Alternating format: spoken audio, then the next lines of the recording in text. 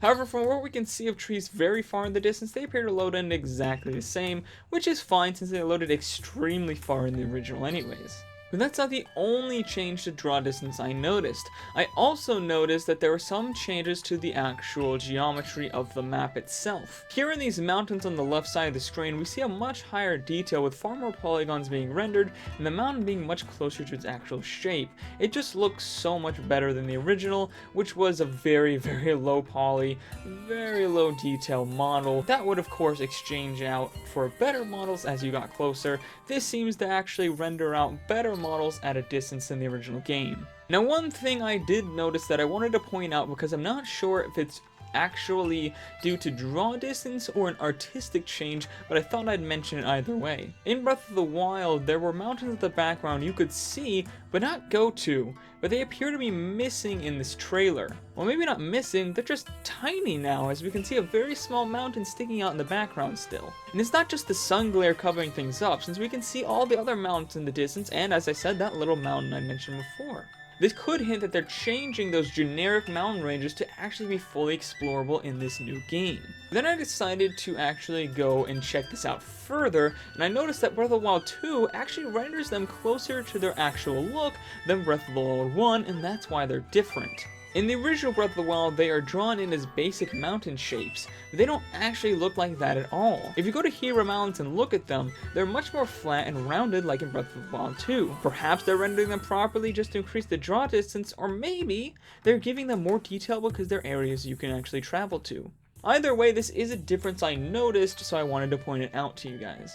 Another difference that has implications on both the graphical and possibly the story and exploration side of things is that the sun seems to be rising from the north. In the trailer, we see the sun in a position that is very odd, making it look like it's actually rising from the north.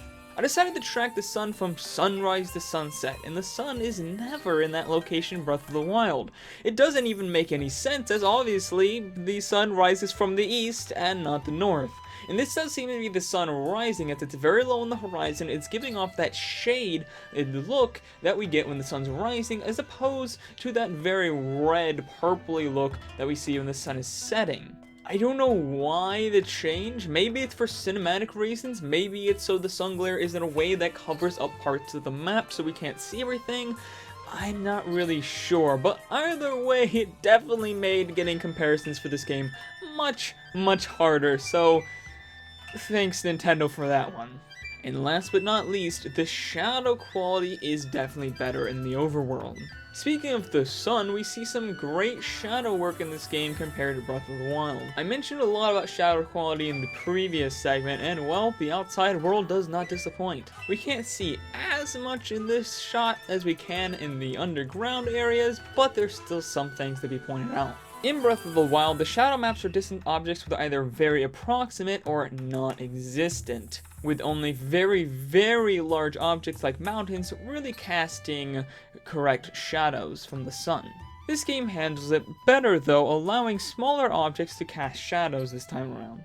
For example, this hill is actually casting a shadow on the ground behind it, and we see shadows cast by this broken wall as well. This never happens at any time of day in Breath of the Wild, trust me, I checked. These shadows add more depth to the landscape and overall make the game look less flat. We see the same thing with larger trees and stumps casting shadows. However, smaller trees still don't cast a shadow at a distance.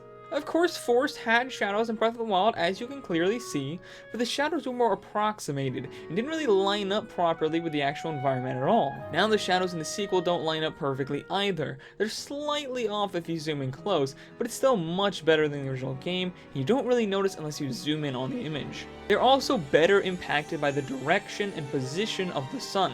In Breath of the Wild, not all distant shadows accurately change to represent the sun's position in the sky. As you can see in this shot, even though the sun is shining from the right of this forest, the shadows actually act as if it's straight ahead, with light streaming in from the front down to the bottom when light should be streaming more left to right. But in the Breath of the Wild sequel trailer, we see the light and shadows are accurately aligned to the direction of the sun and how high it is in the sky.